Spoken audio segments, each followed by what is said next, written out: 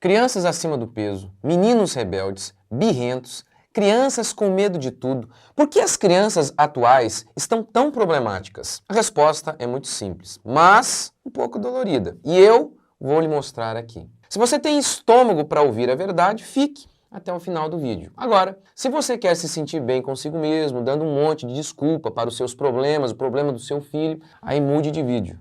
É sério, muda. Ora, neste vídeo, você vai perceber os seus erros. E você vai continuar se enganando se você quiser.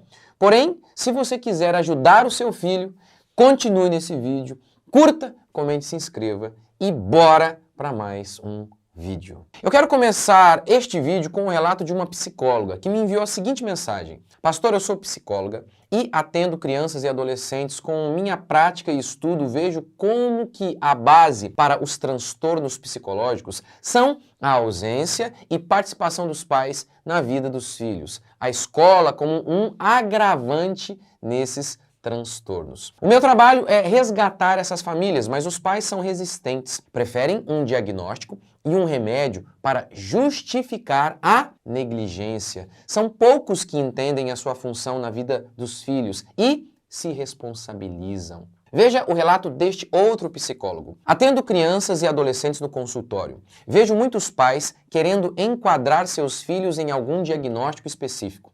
É impressionante como as pessoas gostam de ter um rótulo que justifique toda uma vida desordenada. Ora, aqui nós temos dois psicólogos sensatos, mas a própria psicologia não é nada sensata e está sempre muito disposta a dar o que os seus clientes, os pais, querem. Um diagnóstico de síndrome, doença sobre os seus filhos, para que o pai não precise assumir a responsabilidade por seus atos. Eliane Brum escreveu um artigo, um ótimo artigo, falando sobre o DSM-5.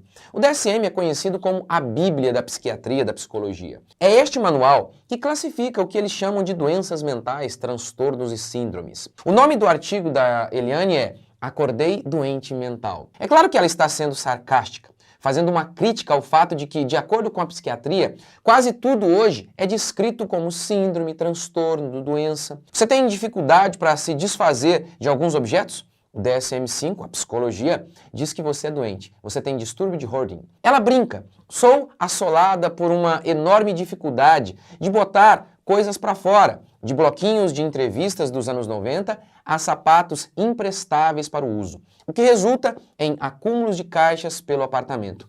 Remédio para mim! Alan Francis, que dirigiu durante anos o DSM, também é um crítico ferrenho do DSM-5. Em entrevista ao El País, ele disse o seguinte: transformamos problemas cotidianos em transtornos mentais. Na entrevista, ele fala sobre a pressão da indústria farmacêutica para classificar tudo como doença. Claro, se eu estou vendendo remédio, é interessante que todo mundo seja doente. Afinal, se há 30 doenças, há 30 maneiras de lucrar. Se há 300 doenças, há 300 maneiras de lucrar, de vender remédio. Diante dessa afirmação de Allen, a entrevistadora perguntou a ele: seremos todos considerados doentes mentais, então? Algo assim, retrucou ele. E o pior, as pessoas amam isso.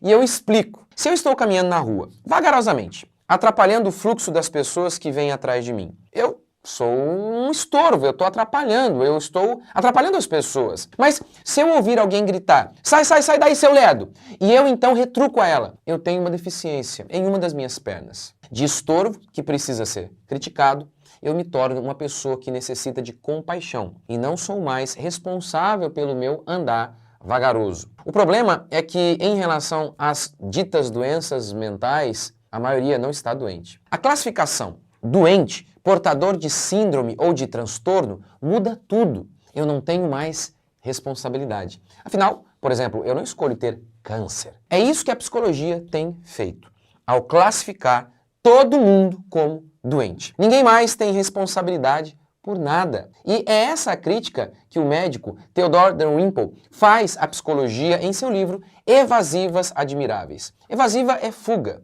O que ele quer dizer é o seguinte, com o título do seu livro, e é visto em inúmeros exemplos ao longo de sua obra. O que ele está dizendo é: a psicologia tem fornecido aos homens fugas admiráveis para a sua responsabilidade. Eles estão fugindo de seus erros. Vamos dar um exemplo, TDAH, o déficit de atenção. Há muita gente falando que o TDAH é uma doença inventada. Veja, nesta matéria aqui publicada pelo Globo, eles dizem o seguinte: pouco antes de morrer este ano, Leon Eisenberg, um dos papas da psiquiatria infantil, engrossou este coro ao afirmar que o TDAH era uma doença fabricada. Veja o que o Dr. Richard Saul, médico com mais de 50 anos de experiência em neurologia comportamental, disse: com base em décadas de tratamento de pacientes, passei a acreditar que o TDAH, como atualmente definido pelo DSM e entendido na imaginação do público, não existe. E mesmo para aqueles que discordam do Dr. Leon ou do Dr. Richard, e pessoas que consideram, o TDAH é uma doença, mesmo para esses, há um reconhecimento de que há muita gente sendo diagnosticada com esse transtorno,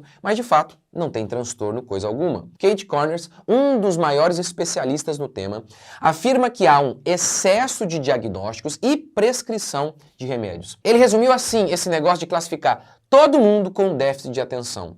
É um desastre nacional de perigosas proporções. Mas há casos em que realmente algumas crianças, não tanto como eles querem afirmar, em que algumas crianças realmente possuem alguma limitação. Na minha igreja, por exemplo, eu vejo isso em algumas crianças. Não muitas, mas vejo. Mas as mães não usam as limitações de seus filhos como desculpas para se acomodarem. Elas tentam, com os recursos que têm, de acordo com as limitações dos seus filhos, elas têm tentado elevar ao máximo o potencial de seus filhos. Elas têm tentado fazer o seguinte, de acordo com os talentos deles, de acordo com o potencial deles. Eu quero que eles possam fazer o máximo de acordo com o seu potencial. Na minha igreja, por exemplo, há uma criança que foi diagnosticada com autismo. A mãe me conta como que o menino ele era. Como fazer coisas simples, como tirar da fralda, foi extremamente complicado. Mas a mãe reconheceu as limitações de seu filho e ela fez o melhor que ela pôde. Qual foi o resultado?